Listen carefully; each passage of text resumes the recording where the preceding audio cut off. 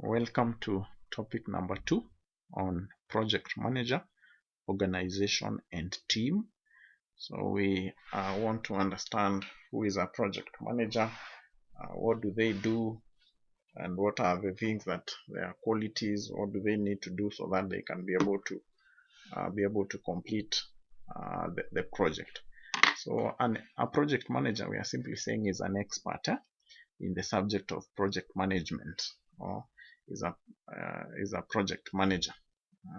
So any project planning, implementation, and inclusion might fall under the jurisdiction of a project manager. So this person does all the planning, or the implementation, or the giving the reports. Of course, he has people that are working under him. So it is teamwork. That's why we are also defining the word or introducing the aspect of team here. Qualities of a project manager.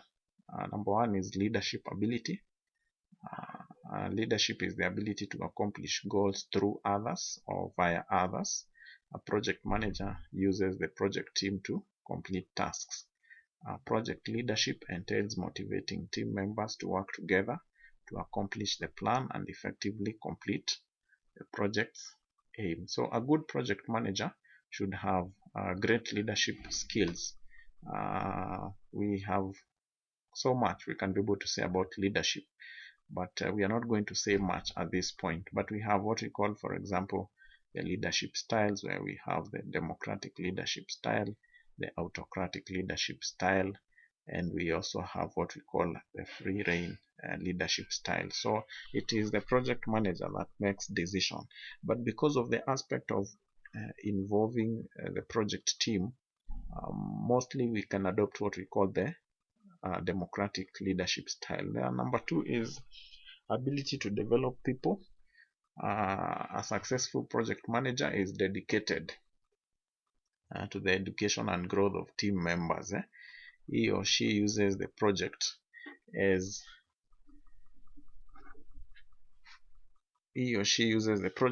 an opportunity to add value to each person's experience base, so that all members of the project team are more knowledgeable and competent at the end of the project than when they started it. So a project manager is critical in terms of improving the people that they have started the project together. And how does the project manager go about it? They can do delegation. They can ensure people are undertaking activities that they have been delegated, and through the process people are able to learn.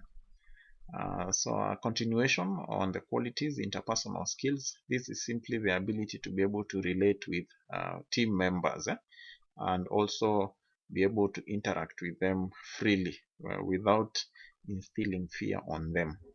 Then we have the communication skills. Communication skills, we are saying they are essential for project managers, and they must maintain constant communication with the project team, any subcontractors, the clients, top management at their own organization.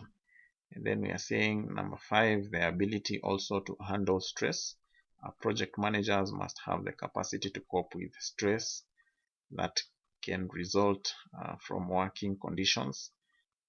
So ability to handle stress. Remember, projects come with a lot of issues.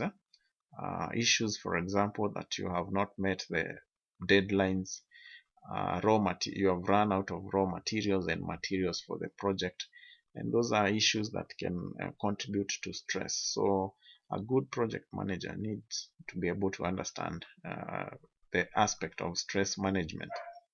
Another one is problem solving skills.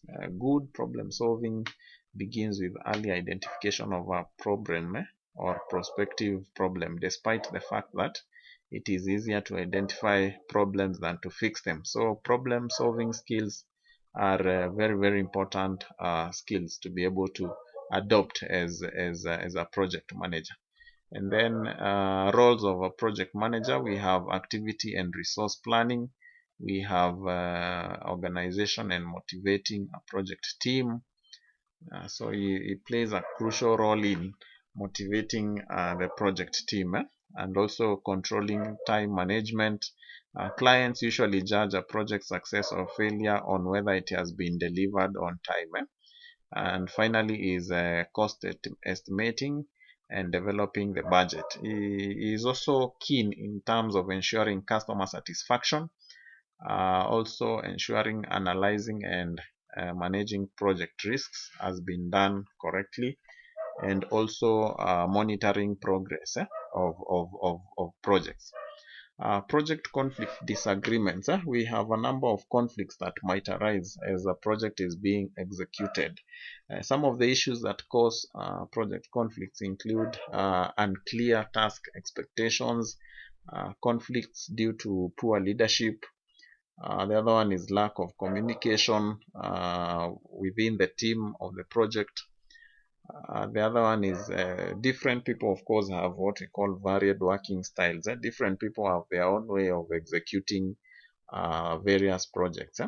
So if those working styles are different, conflicts are bound to arise because of those conflicts. Then we have personality conflicts.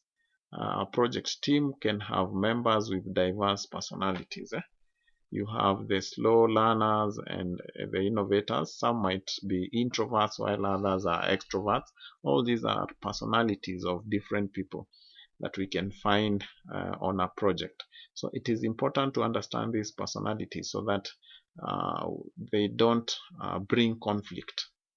When somebody is an introvert, they don't succeed or work very well among teams. So you need to avoid taking those kind of people in those teams where they are going to be feeling uncomfortable.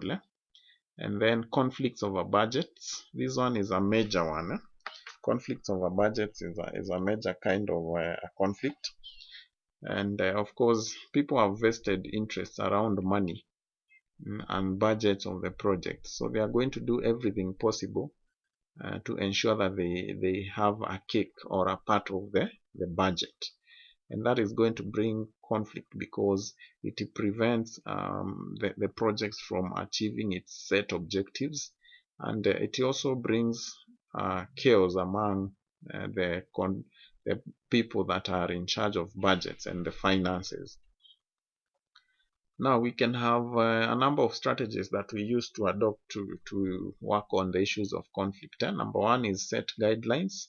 So the likelihood of project conflicts occurring can be decreased by using conflict resolution methods.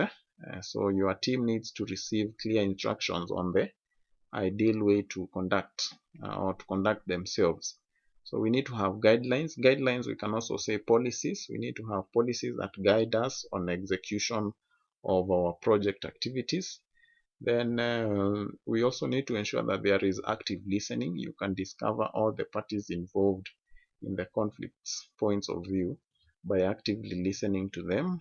So various stakeholders, we can give them a listening here. And then we have avoid force and intimidation.